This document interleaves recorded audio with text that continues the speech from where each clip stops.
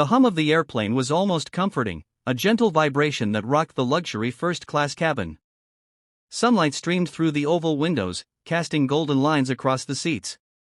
Passengers reclined, sipped champagne, and scrolled on their devices, wrapped in their quiet worlds. In seat 3 sat Amara, a 12-year-old girl with large, expressive brown eyes and a calm poise that made her seem older than her age. Beside her, her mother, Naomi, smiled, adjusting her silk scarf, unaware of the storm quietly gathering around them. The flight attendant, a sharply dressed woman named Miss Carlton, approached with a tray. Her smile was tight, and her eyes flicked over Amara with an imperceptible sneer. "Here we are," Miss Carlton said, setting down a dish for Amara. "We have a fresh salmon with a lemon dill sauce." Amara glanced down at the plate. Her eyes narrowed. The salmon smelled off, sour and faintly metallic. "Excuse me," she said politely, "but this fish smells spoiled. Can I have another, please?" Miss Carlton's lips pressed into a thin line. "Are you sure, young lady?" "It's perfectly fine," she said, her tone condescending. "I'm sure," Amara replied, her voice steady. Miss Carlton's expression hardened. "I know what I'm serving.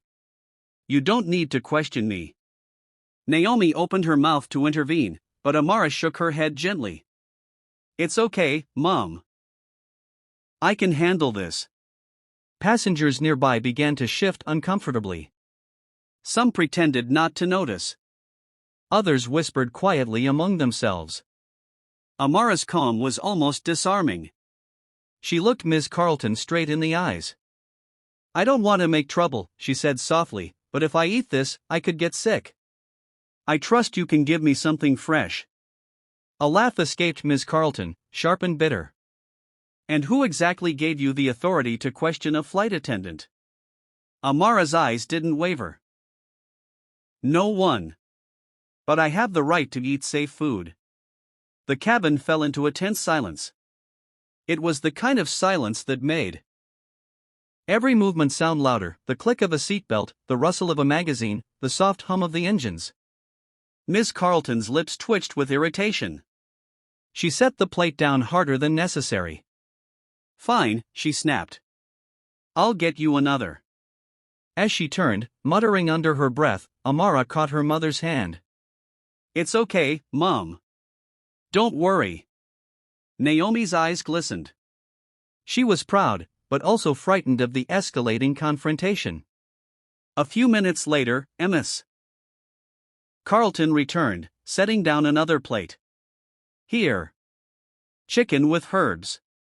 Fresh, I promise," she said, her tone forced. Amara leaned forward, inhaling. The aroma was clean, safe. She smiled faintly. "Thank you." But the small victory was only the beginning. Nearby passengers had started murmuring. A businessman in 4B whispered, "Did she really just call her out like that?" A woman in 2C shook her head, muttering, "I can't believe a child." Amara's calm authority seemed to ripple across the cabin. People who had stayed silent began to watch more closely. They noticed the subtle disdain in Miss Carlton's posture, the way she avoided Amara's eyes, and the quiet dignity with which the girl had spoken. Up front, the captain, a tall man with silver hair and a steady presence, noticed the tension through the intercom. His instincts told him to check in. A chime echoed through the cabin. "This is your captain speaking. We have a small situation in first class. Please remain calm while we ensure all passengers are comfortable." "Thank you." Amara didn't flinch.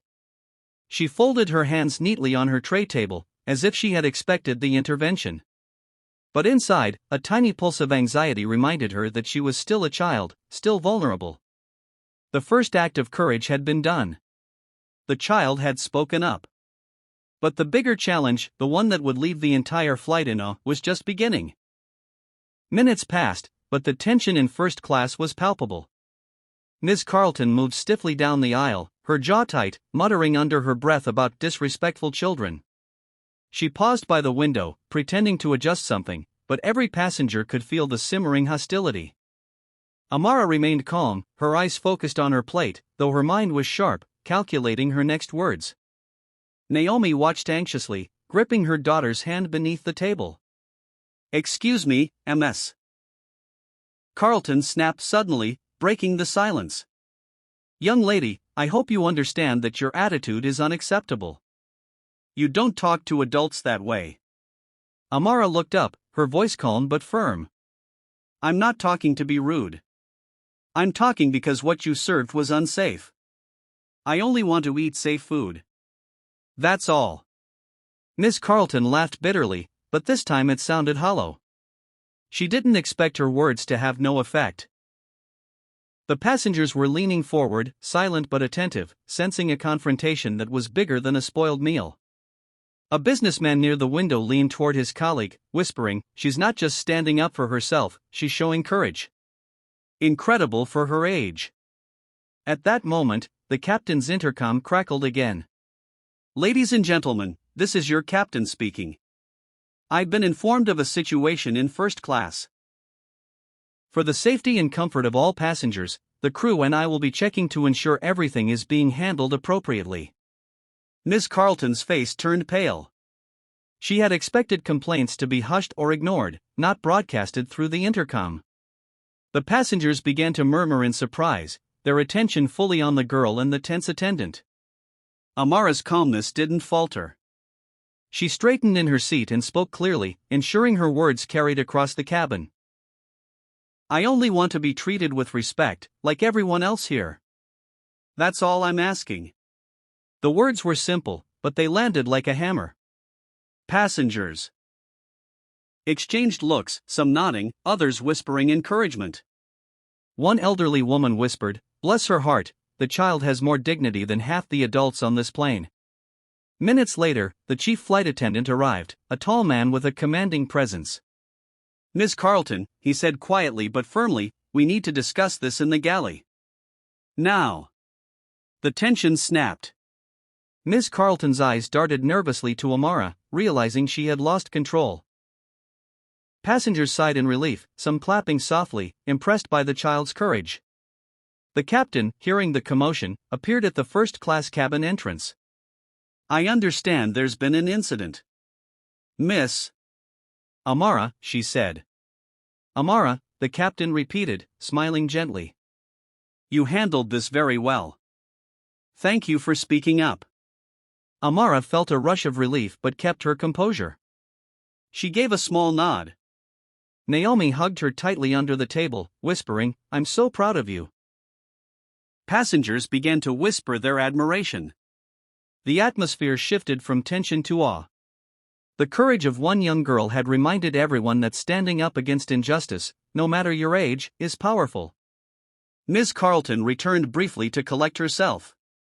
She avoided Amara's eyes, but this time her steps were quiet, almost sheepish. The spoiled food incident had ended, but the lesson lingered. Everyone in the cabin had seen. Dignity, kindness, and courage always win over cruelty and prejudice. As the flight continued, passengers shared quiet conversations about what had happened. Amara remained seated, eating her fresh chicken with herbs, but her eyes sparkled with the quiet triumph of someone who had faced unfairness and refused to bow. And though the flight still had hours to go, the story of the little girl who refused to be treated unfairly had already traveled far. Through the cabin, across the minds of every passenger, and into their hearts. The tension that had gripped first class slowly melted as the flight continued. Miss Carlton remained in the galley, her steps measured, avoiding the eyes of anyone who might judge her. Meanwhile, the passengers leaned back, their conversations filled with admiration for Amara, the young girl who had spoken truth to power. The captain returned to first class once the situation had been stabilized. His presence carried authority, but also warmth. "Amara," he said, kneeling slightly so he could meet her at eye level, "what you did today was remarkable. You handled yourself with courage, respect, and dignity. The way you spoke up reminded everyone here of the importance of fairness and kindness." Amara's lips curved into a small, proud smile. "Thank you, sir. I just wanted to be treated like everyone else."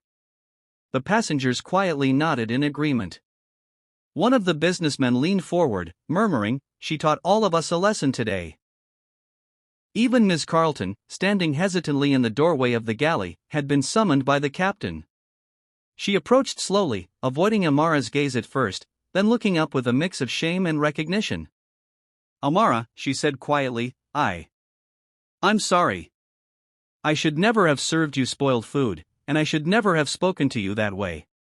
You were right to speak up." Amara's mother, Naomi, squeezed her daughter's hand, tears welling in her eyes. Amara nodded politely at Ms. Carleton. "Thank you for apologizing," she said softly, "I forgive you." The atmosphere shifted completely.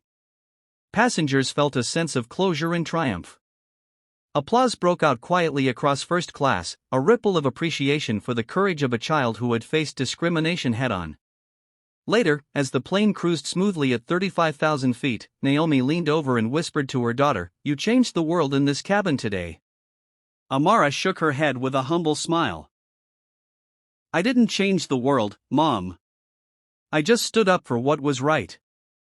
But maybe someone will remember it."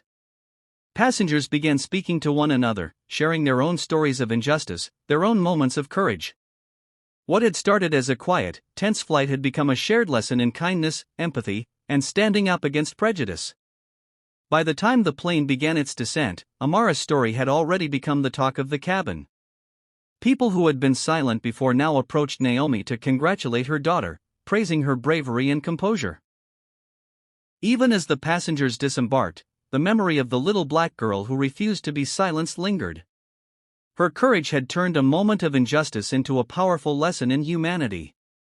And while the flight would end, the ripple effect of that small act of bravery would continue long after, reminding everyone that kindness, courage, and dignity can change the world, one heart at a time.